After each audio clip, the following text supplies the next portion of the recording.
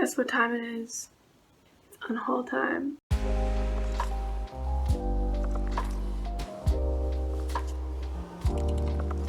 So now we know that I'm never gonna make it as a comedian. I accept that. Hi guys, how's it going? I hope you're doing well, and if not, that's okay. I totally get it. We all have those days. I hope tomorrow is better. Today, I'm going to be doing an unhaul video. I had a bit of a episode the other day where I was getting stressed out about the amount of things that I have, and I want to be more minimalistic and just have fewer things. I don't like having clutter because clutter in my physical space often translates to clutter in my mind. I decided to go through my bookshelf and clear out some stuff that I don't care about or that I'm not going to read or that I want to pass down to my sister. You know, just get rid of some stuff. I have a nice pile here. I might go through it again and get rid of some more stuff, but we're not sure right now, so we'll see. The first two books that I'm getting rid of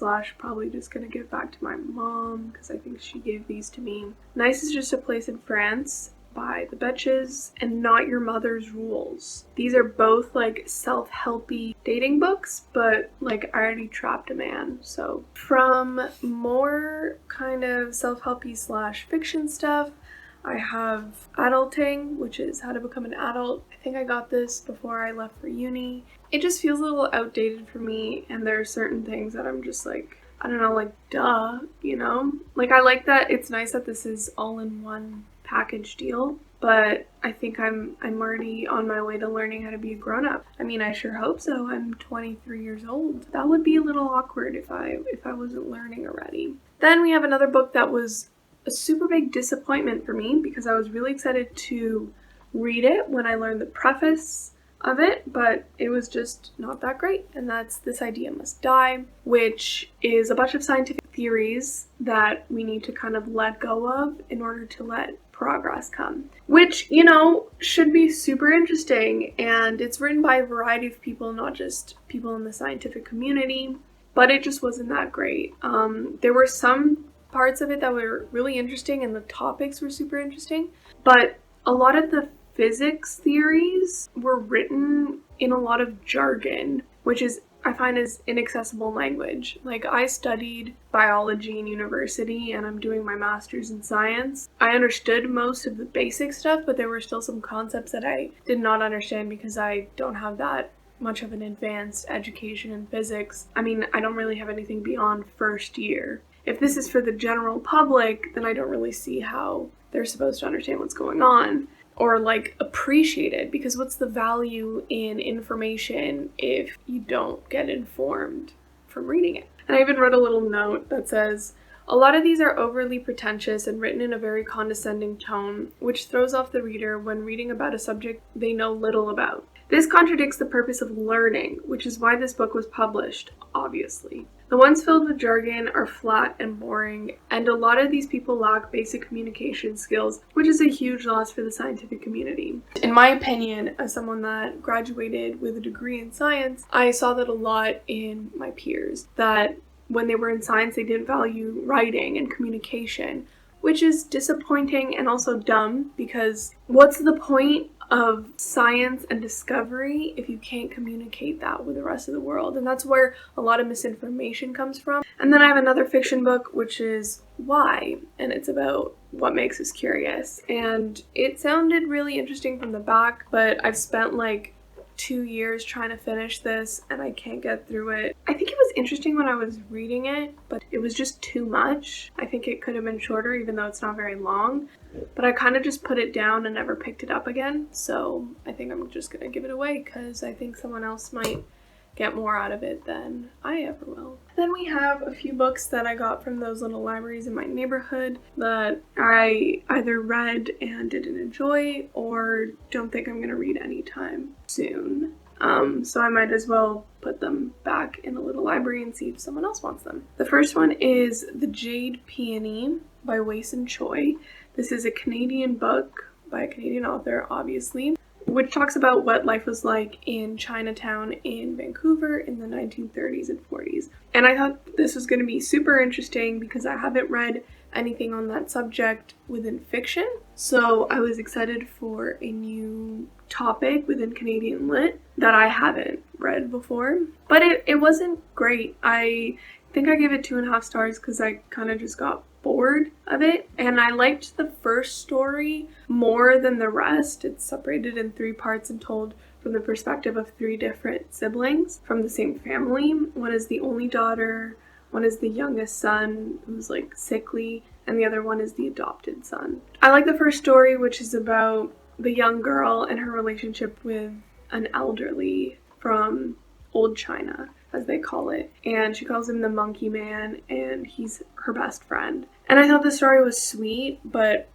after that, the novel kind of dragged on, and I didn't find the writing remarkable in any way. So like, I'm glad I read it because it was a new perspective to read, and I'm curious to read more from this time period in this place in Vancouver, but I just am not interested in keeping this because it's just gonna collect dust on my bookshelf. Then we have the Theban Plays or whatever by Sophocles.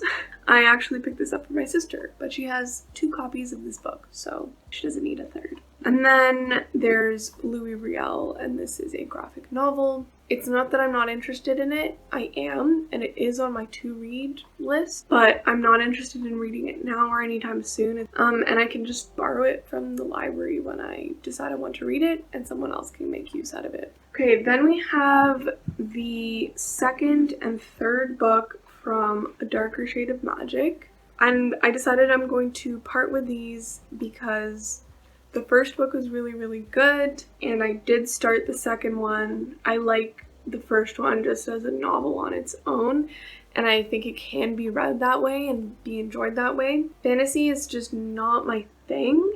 This is why I'm always so reluctant to read series, because sometimes I only like the first book and I don't want to read the rest of it because it kind of just goes downhill from there, and I've heard that a lot about this series. So now we got some more fiction and poetry.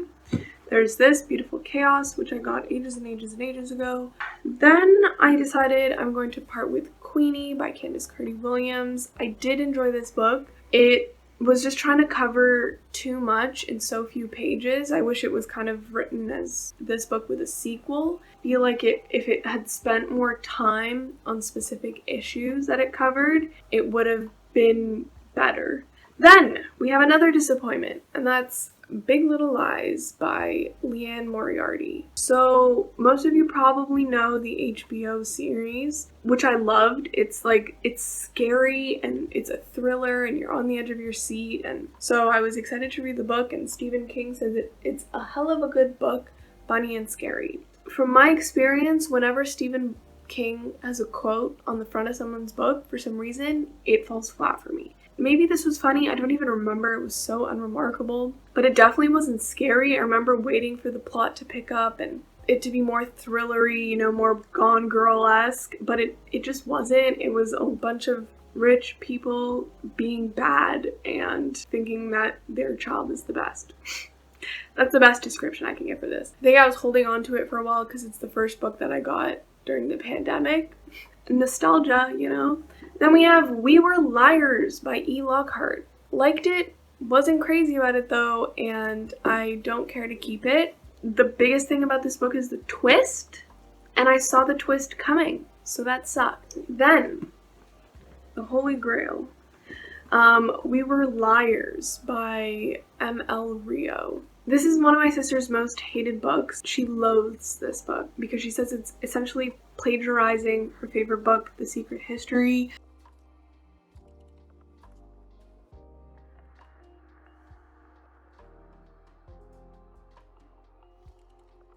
And it also overquotes the Bard. She hates this with a burning, hot, fiery passion. And she's currently reading one of my most disliked books, and that book is like 1,000 pages, so I kind of owe it to her to read this, but I don't want to keep the physical book. This is her copy. And then I gave away a few things to my sister. Anyway, that's pretty much all for today. I hope you enjoyed yourself. Like this video if you like this video, subscribe if you want to see more of my content. It was nice chatting with you guys, and I'll see you later.